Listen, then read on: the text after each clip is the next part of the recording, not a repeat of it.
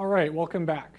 So today we're starting a lecture series on the Fourier transform, in particular the discrete or fast Fourier transform. Okay, so let's get started.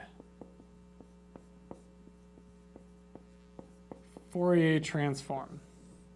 Okay, I don't assume that you have any background in Fourier analysis or even really in linear algebra or differential equations.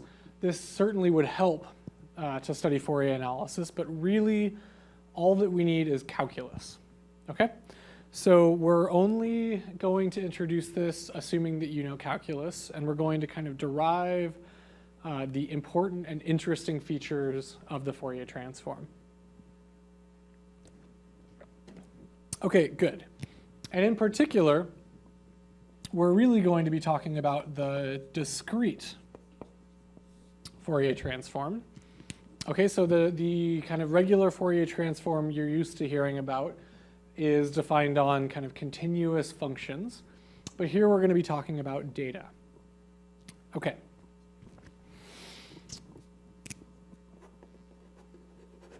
Okay, good. So we're pretty familiar with Taylor series at this point, I hope. We're going to use Taylor series a lot in the section on numerical differentiation and integration, and also of integration of particles through vector fields. So I think it's good for us to kind of refresh ourselves, okay? So I just want to start by saying some functions are really well approximated by Taylor series.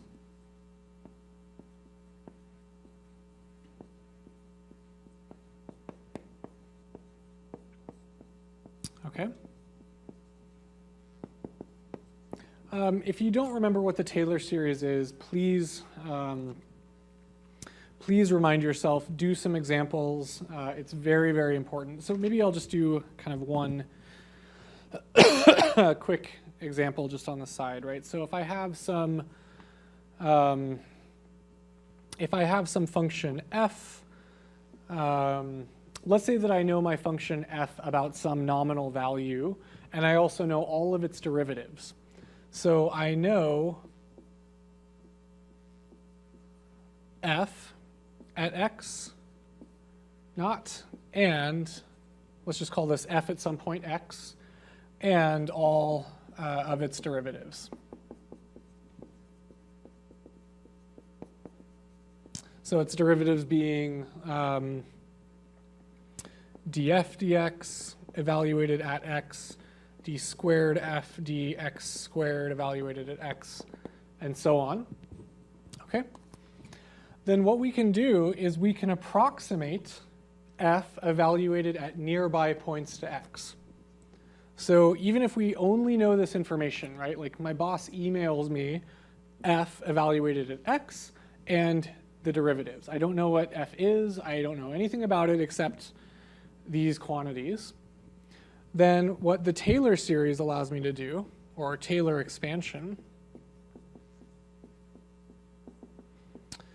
it allows me to approximate nearby values in terms of these quantities. So if I have f of x plus delta x, right, so I'm using delta to mean that it's close by, then this is going to equal f of x plus delta x times df dx evaluated at the point x. I know this. Plus delta x squared over 2 factorial times the second derivative of f with respect to x evaluated at x. I'm just going to write the third element because maybe it'll help to understand.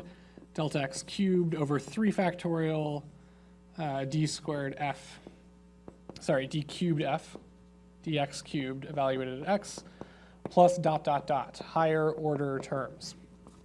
Okay?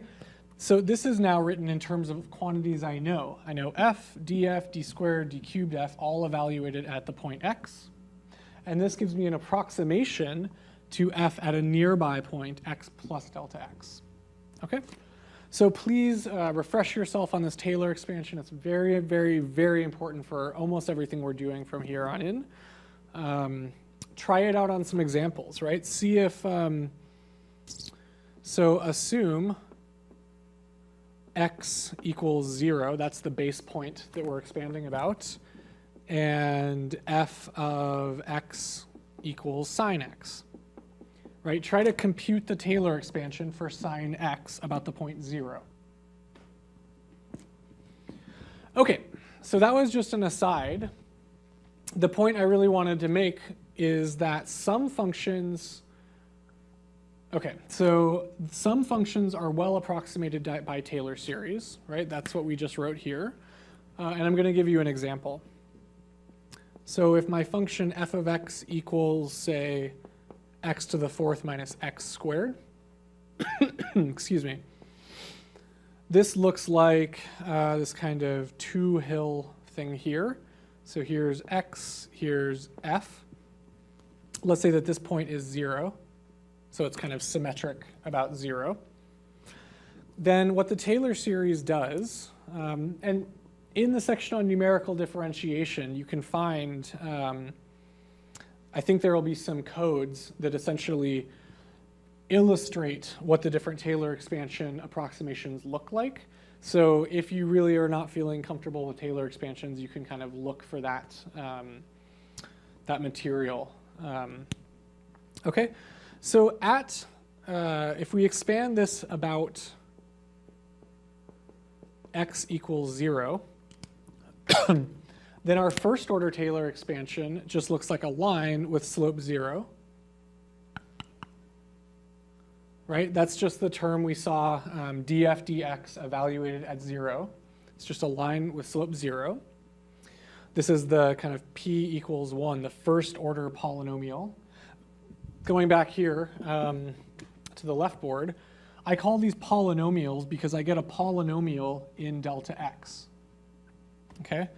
So, you know, if this was f at delta x and x was 0, this would just be f of 0 plus delta x df dx 0 plus delta x squared over 2 factorial d squared f dx squared at 0, so on and so forth. And you can think of this as a polynomial expansion in powers of delta x. Okay, so our first order polynomial expansion, right, power 1, is just this 0 slope line. Our second order polynomial expansion is going to be this parabola looking thing, right? This is p equals 2. My third order, it's a little harder for me to draw, but it's probably something like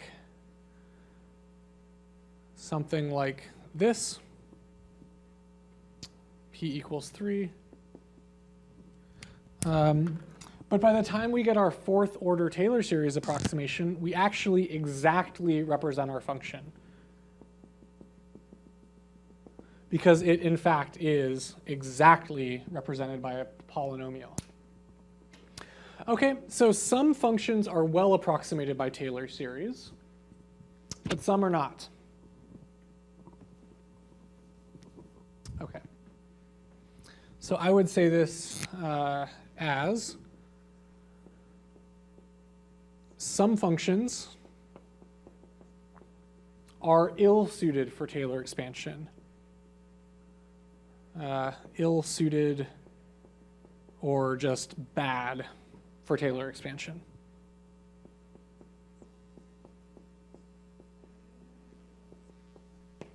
Okay, so can you think to yourself, what would be an example of a bad function for Taylor expanding, one where it's really going to be hard to approximate it with a polynomial? Think back to your calculus class.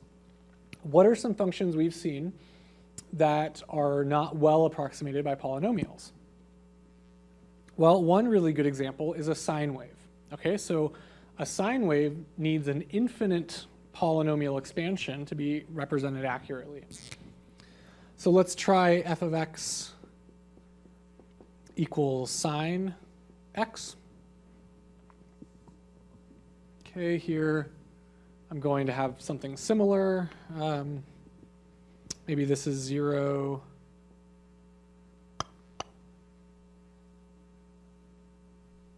Okay, that's a sine wave. X, F, sine of X. Okay, so my first order polynomial is going to be a straight line with slope 1. And you can kind of do this on paper and pencil on your own and verify kind of what is the first order Taylor expansion, the second order, third order. Like write down the Taylor series for sine of X and just look at the first term, then both the first and second term, first, second, and third terms, and so on. So this is the linear approximation for a first order Taylor series. A second order one, I'm not going to try to draw it, but the third order just looks like a cubic function, right? And cubic functions have 2 switching points. This is p equals 3. A fifth order polynomial is going to have 4 switching points, p equals 5. But every time I want to capture one more period of my sine wave, I need to bump my polynomial order up another factor of 2. So if I wanted to add another period, then I would have to, or another half period on each side, then I would have to have a 7th order polynomial. Okay, so this is just gets worse and worse and worse. The farther away from my origin I look, the higher order polynomial I need to represent it accurately. Okay, so this is a problem with Taylor series, that they're not good for all functions, okay?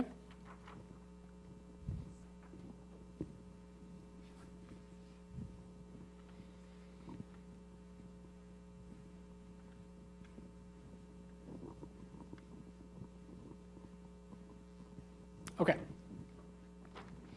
So the key point now is instead of expanding a function in terms of polynomials,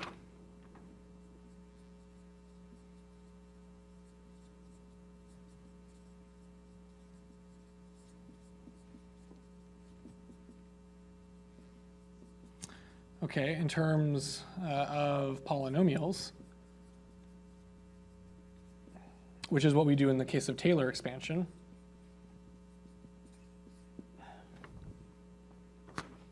it's instead possible to represent our function as a sum of sine waves.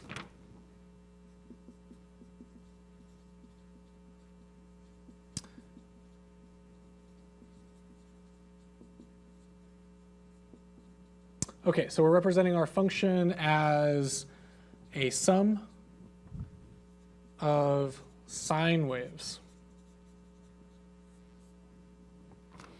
Okay, this is the basic idea of a Fourier series. Okay, this is Fourier series as opposed to a Taylor series. Good. Okay. And for example, in the case we were just looking at over here, where we have this sine wave, we need exactly one sine wave of one frequency to represent this. So this is in some sense perfect for a Fourier series. So we only need a single sine wave.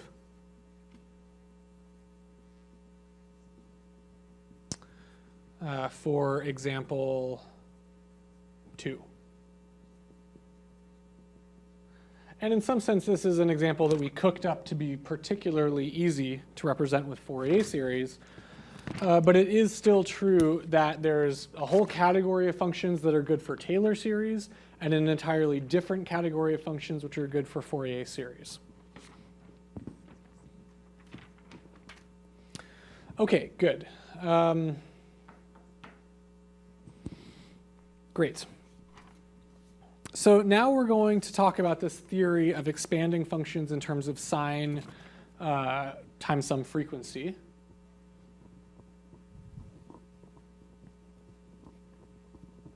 And in fact, we're going to be talking about doing this purely on data. Okay, so this is not a course on Fourier analysis. And so I'm not going to go through weeks and weeks about converging integrals and orthonormal polynomial or function space bases. It's extremely interesting stuff. Really, some very fascinating and beautiful mathematics goes into understanding the Fourier transforms. For example, we're used to thinking of kind of vector spaces as being directions x, y, and z, for example. But the theory that goes into Fourier analysis tells you that you can also have kind of function spaces that are spanned by polynomials, 1, x, x squared, x cubed, right? And that's the Taylor series basis. And I can also span functions by sines of higher and higher frequencies, sine omega t, sine 2 omega t, sine 3 omega t, and so on and so forth. But that's a little bit, we're getting a little ahead of ourselves, okay? Okay, so this is an entire, there is an entire theory of expanding functions in terms of sines.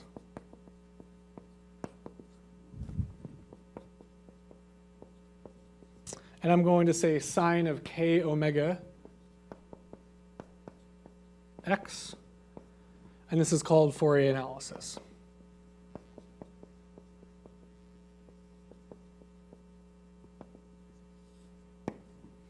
Okay, that's all I'm going to say about Fourier analysis. Now, we are interested in handling data, okay? So MATLAB, one of the reasons MATLAB is so great is because it takes this worldview that data is all that matters. I don't care if my function is smooth or if I even can write down what the function is. Let's say I have an experiment and it gives me data, and I have data at particular points in time or space. How do I do the Fourier transform on data? Okay, so we are interested in data.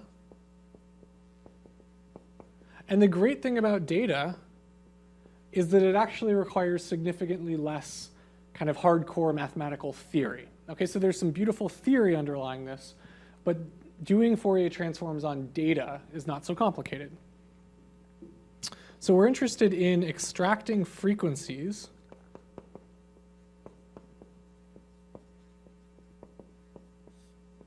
from data. Okay.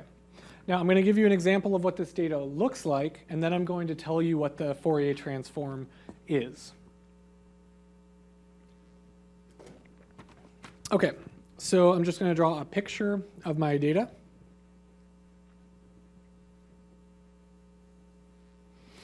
Okay, here we have some function defined on some variable x, and I'm just going to draw some function, okay? But I can't write down this function. I can't say it's 3e to the sine omega t. It's just data at this point, right? I have a bunch of data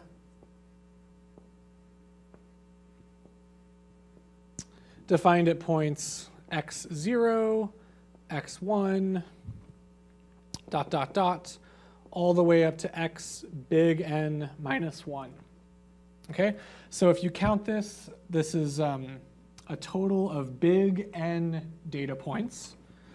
I'm going to call this F0, F1, all the way up to Fn minus 1, where Fn minus 1 is equal to F of Xn minus 1. We kind of assume that there is a function underlying this, a smooth, well-behaved function, but all I know are these data points, okay? And we might assume that these are separated by a delta x, some kind of fixed increment where I'm sampling. That's a pretty good assumption. Okay.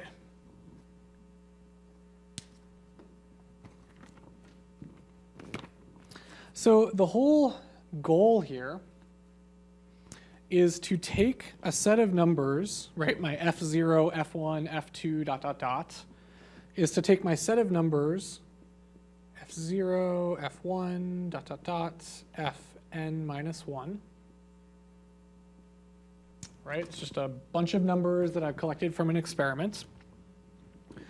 And I want to go through some procedure, and I want to pull out some kind of frequency components. I want to know, is this thing really high frequency? Is there some low frequency pattern? I want to know what are the frequency components. I'm going to call those f0 hat, f1 hat, all the way up to fn minus 1 hat. And the thing that takes me from my data to my frequencies is called the discrete Fourier transform, the DFT. So this is DFT. Okay, this is the picture that we're working with today. We have data, and we want to pull out the frequency content. I haven't told you exactly what these mean yet, but we want to pull out the frequency content, and we're going to do it by using the discrete Fourier transform. Good. Okay, so let's just think about that for a minute.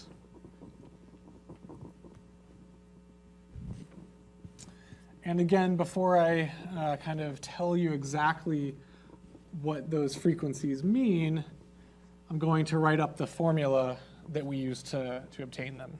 Okay? All right, so on a new board, we're going to say what we really want is, okay, we have our data f0, f1, dot, dot, dot, fn minus 1. I'm just rewriting what we had on the other board so we have it fresh in our mind.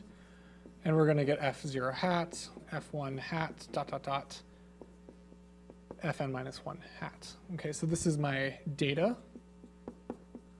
And these are my Fourier coefficients. Okay. So the discrete Fourier transform takes me from data to Fourier coefficients.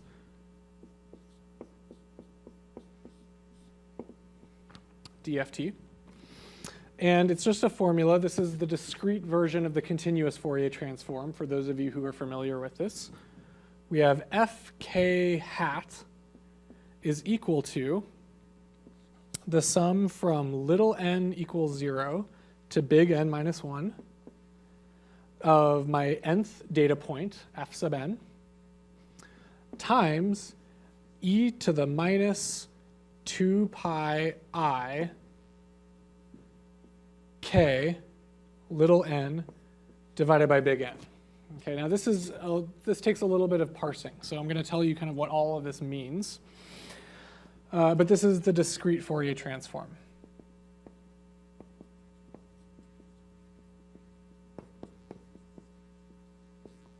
Okay, the DFT.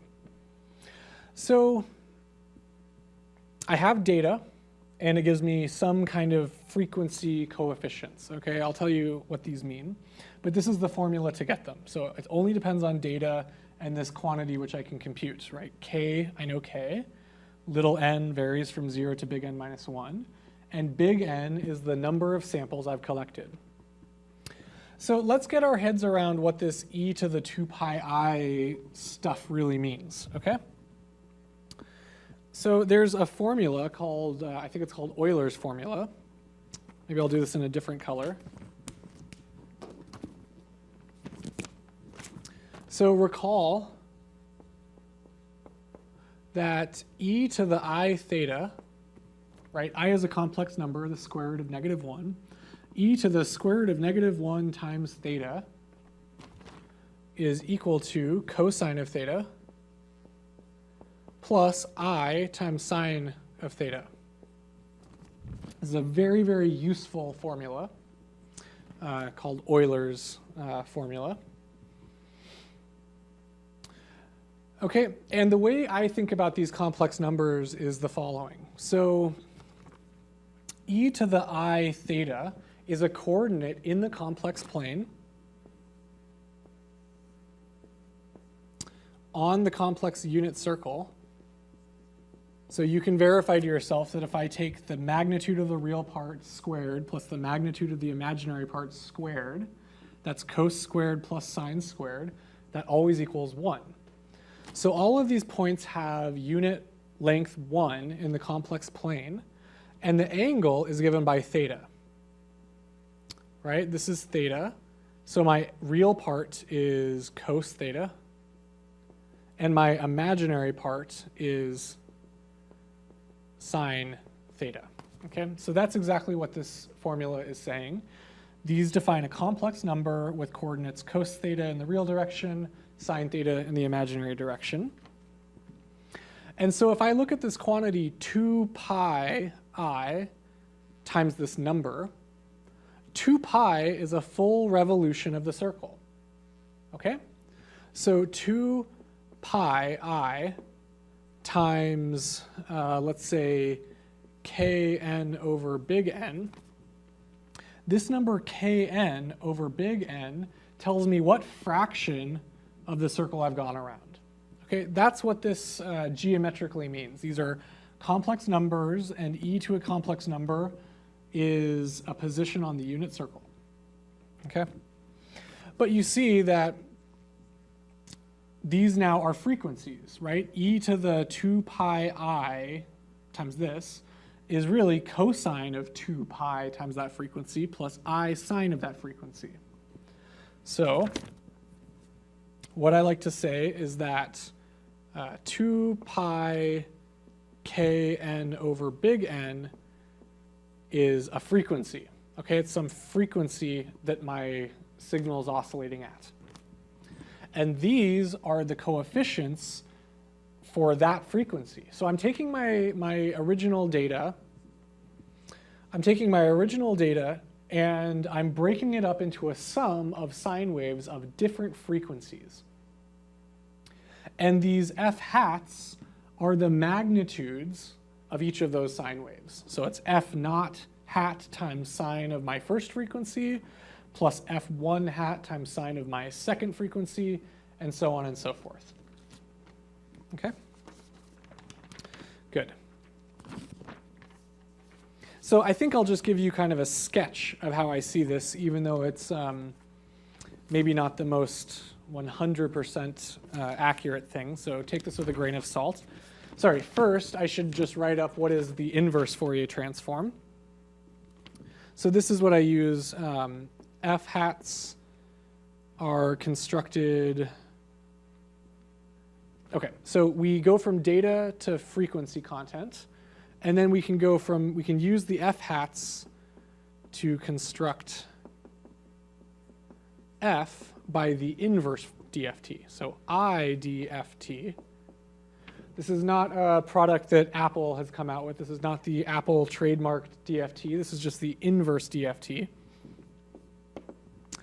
And that tells me that once I have these frequency components, if that's what my boss sends me in an email is a bunch of frequencies, and I need to reconstruct the data, I say, okay, well, Fn, little n, is 1 over big N, 1 over my number of samples, times the sum from k equals 0 to n minus 1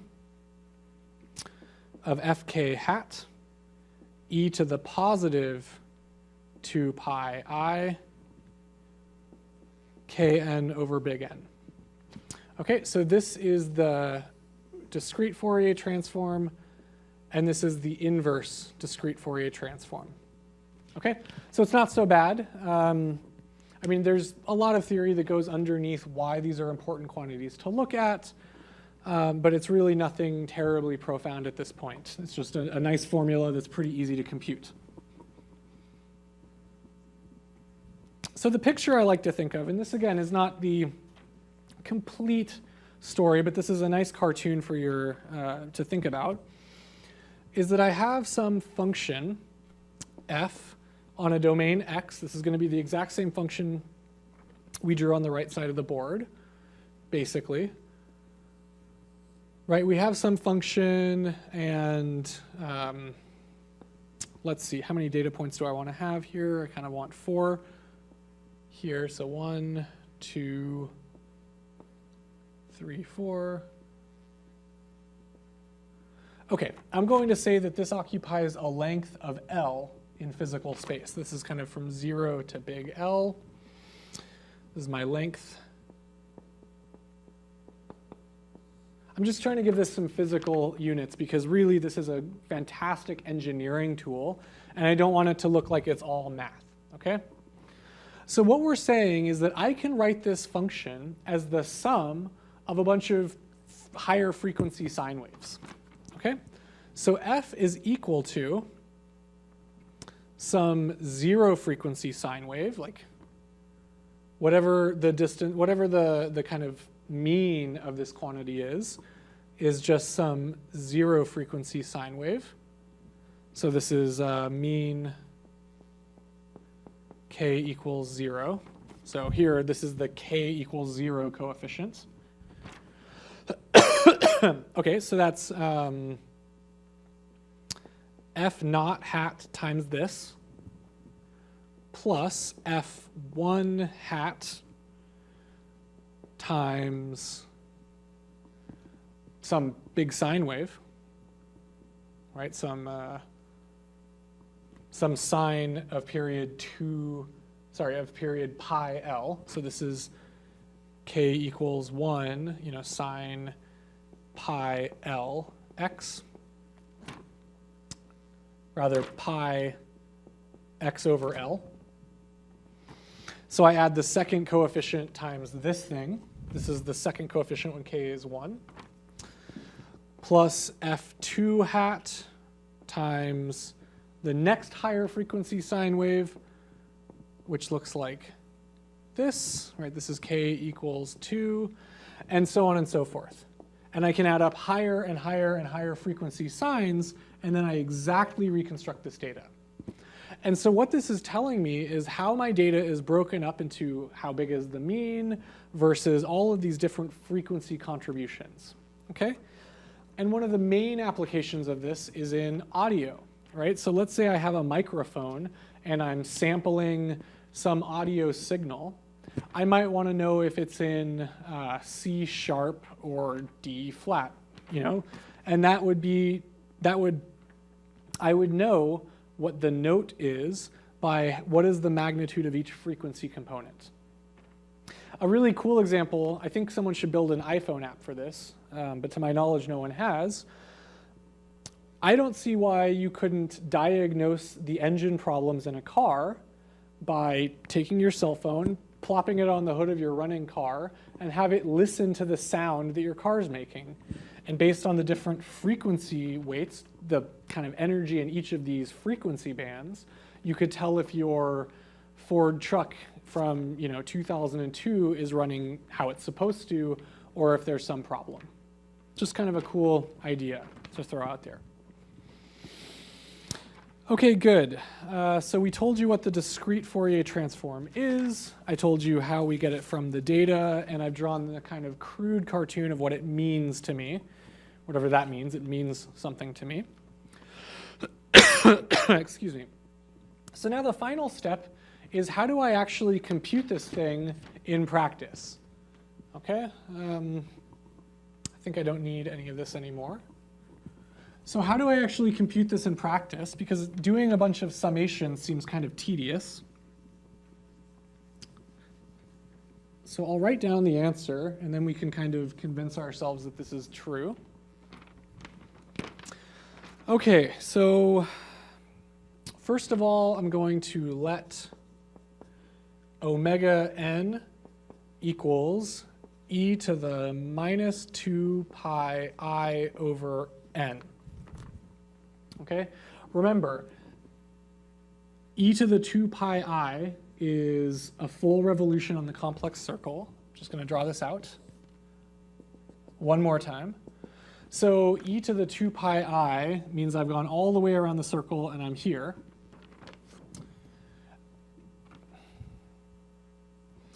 And if I divide it by n, then what this means is that I've moved only 1/n of the way around the circle. So if n is 10, then this is 1/10 of a full revolution. If n is 9 million, then this is 1/9,000,000th of a full revolution. Okay, that's what this number means kind of geometrically. Okay, what we want is all of our frequency contents, f naught hat, f1 hat, f2 hat, dot, dot, dot, dot, all the way down to f big N minus 1 hat.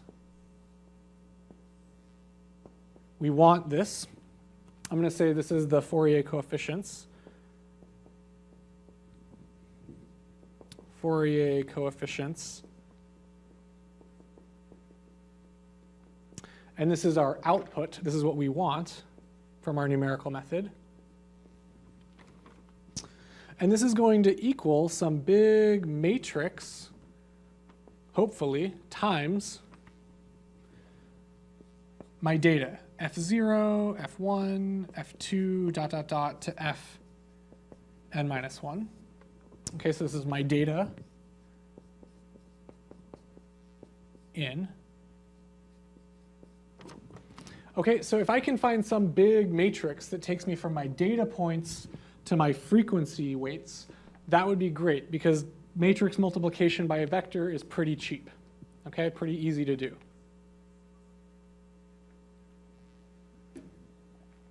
So that's exactly what we're going to do. If we just go back to this expression on the left board, we know that each of these fk's is a sum over all of the data times a particular frequency. So this would be kind of a row in the matrix equation on the right. And so that's one thing. And notice that if I have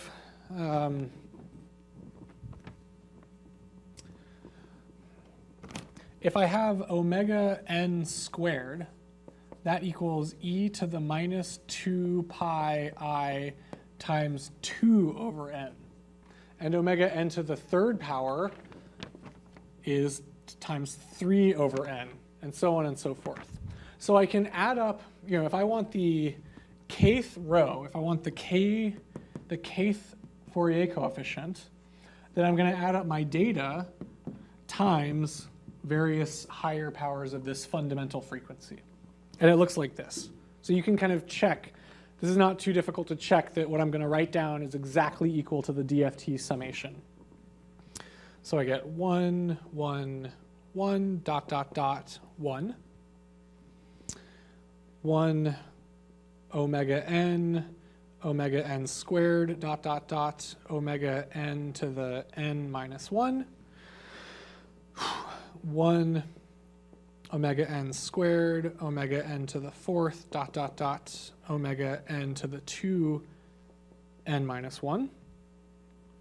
Dot, dot, dot, dot, dot, dot, dot, dot, dot. This is a really big matrix. And then we get 1 omega n to the n minus 1, omega n to the 2 times n minus 1, omega n to the power n minus 1 squared. Okay? Now, this is actually a really easy matrix to compute because I know omega n. So it's easy to compute omega n to the fourth or to the ninth or whatever I want. I can compute that. Okay?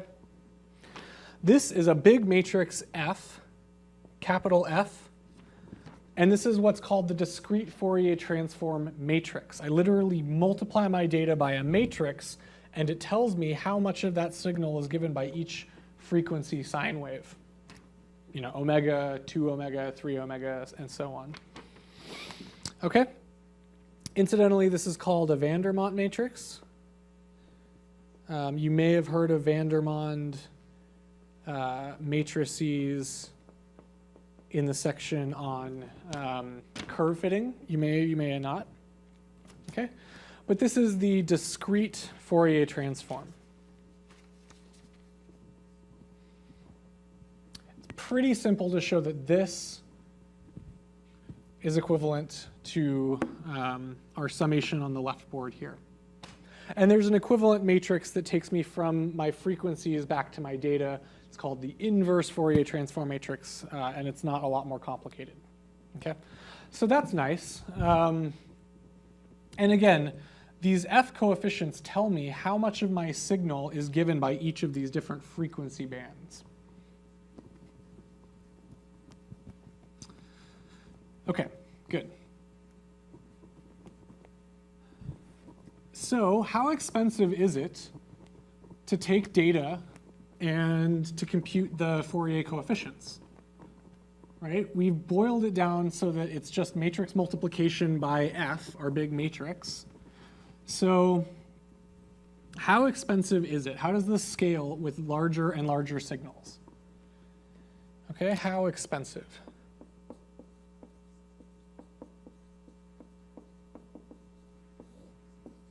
Any ideas? Well, on the right board, we see that to go from data to Fourier coefficients, we multiply an n by n matrix. And how expensive is it to multiply an n by n matrix by a vector? Well, it's order n squared. Okay, so this is an order n squared operation.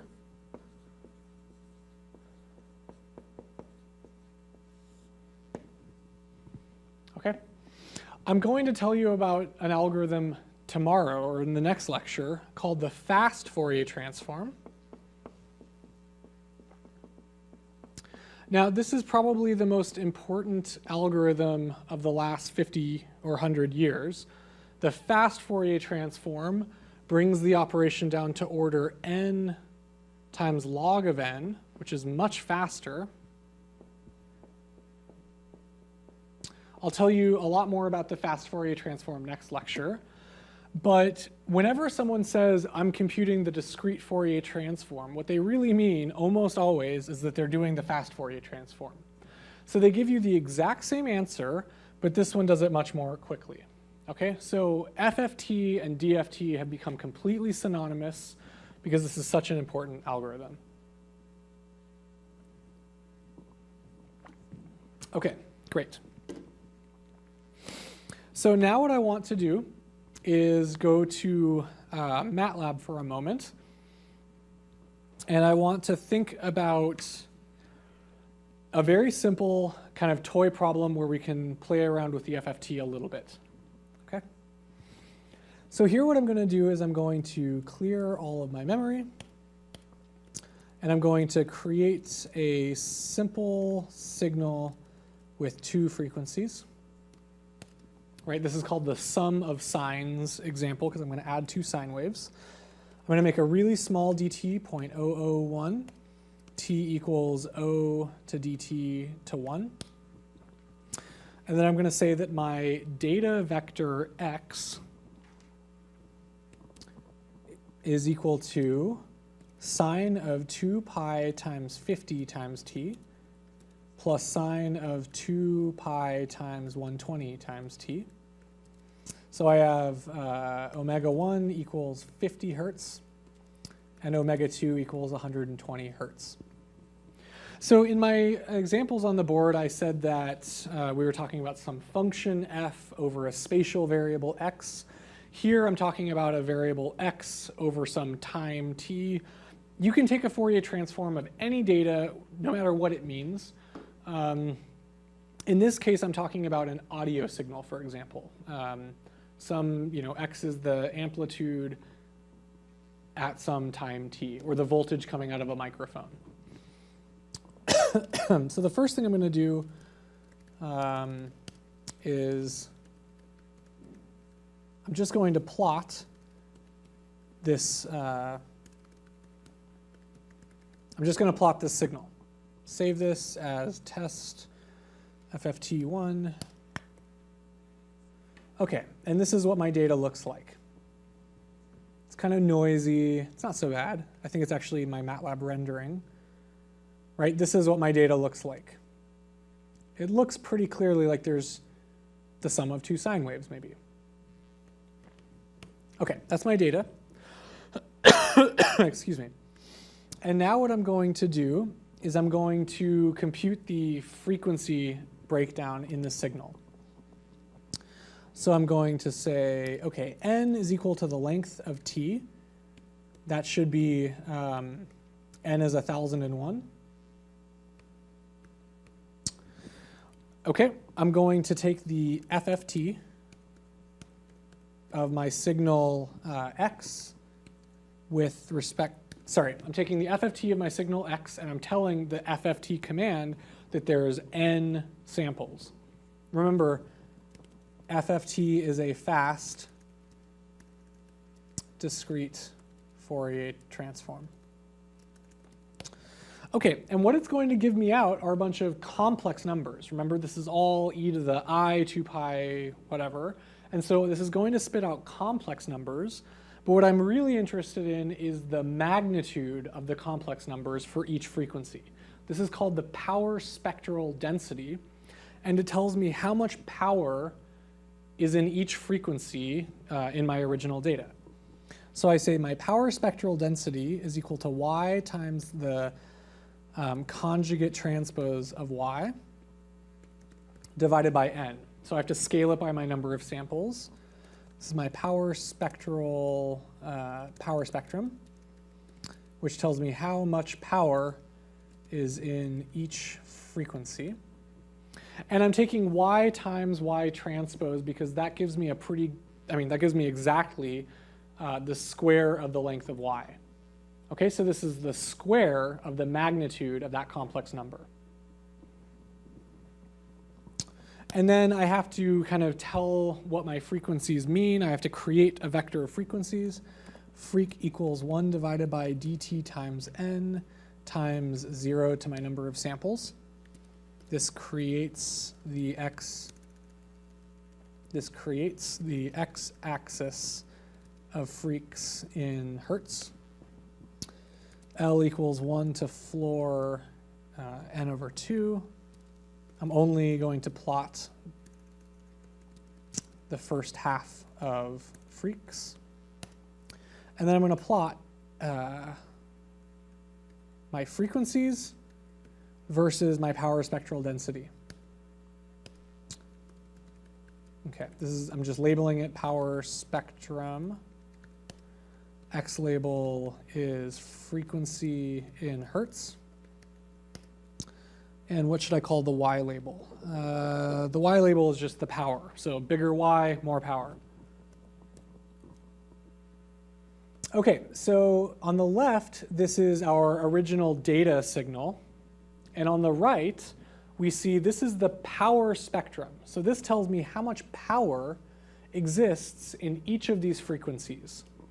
And notice right off the bat, we can see pretty nicely a very good peak at 50 hertz and 120 hertz. That's where all of the power in the signal exists, is at 50 hertz and 120 hertz, which is really good because that's actually the signal that I constructed, right? It's the sum of two sine waves, one of 50 hertz and one of 120 hertz.